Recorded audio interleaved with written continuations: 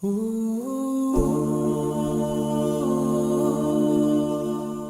الله الرحمن الرحيم. إن الحمد لله نحمده ونستعينه ونستغفره ونعوذ بالله من شرور أنفسنا ومن سيئات أعمالنا.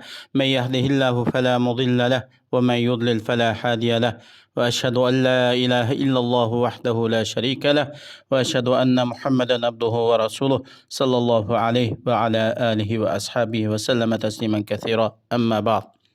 Assalamu alaikum ve rahmetullahi ve berekatuhu. Hürmetli ustazlar ve qarindoshlar. Bugungi güzel ahlak dersimiz tilni saqlash to'g'risida.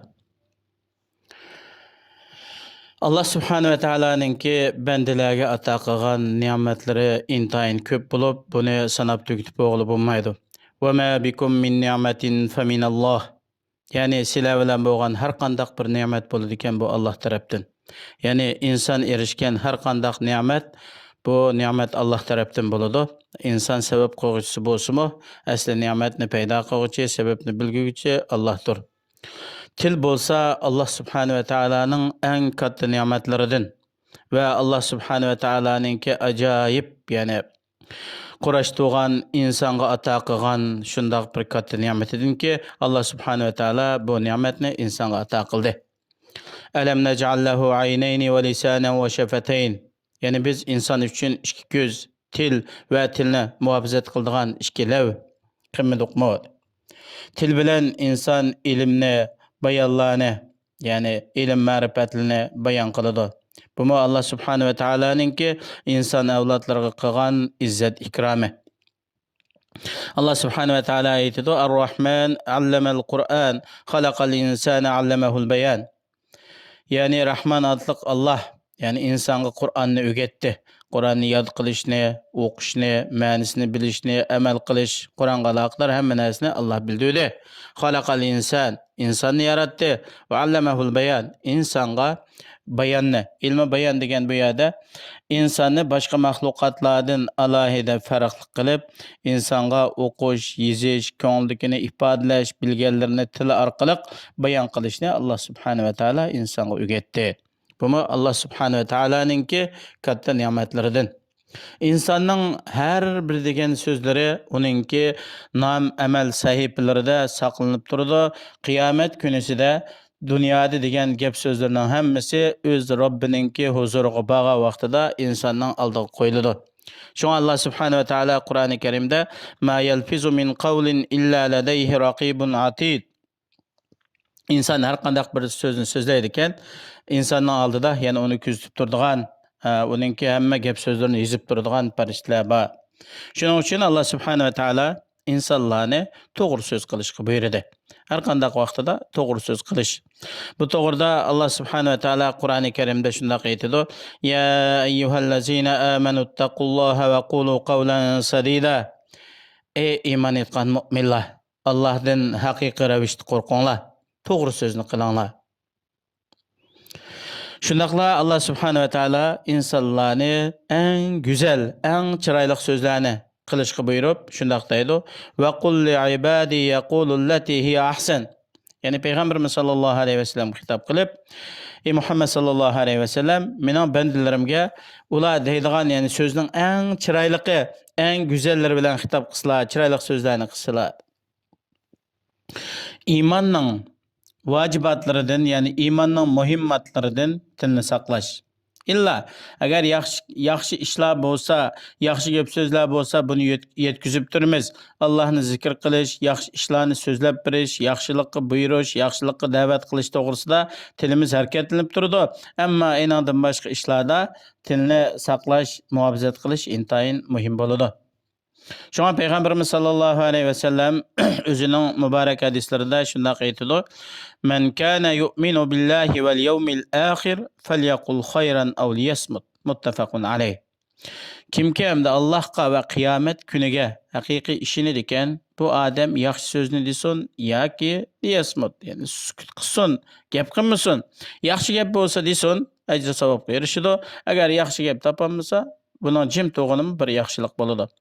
Bu Buxoriy Muslim birlikda kelgan hadis.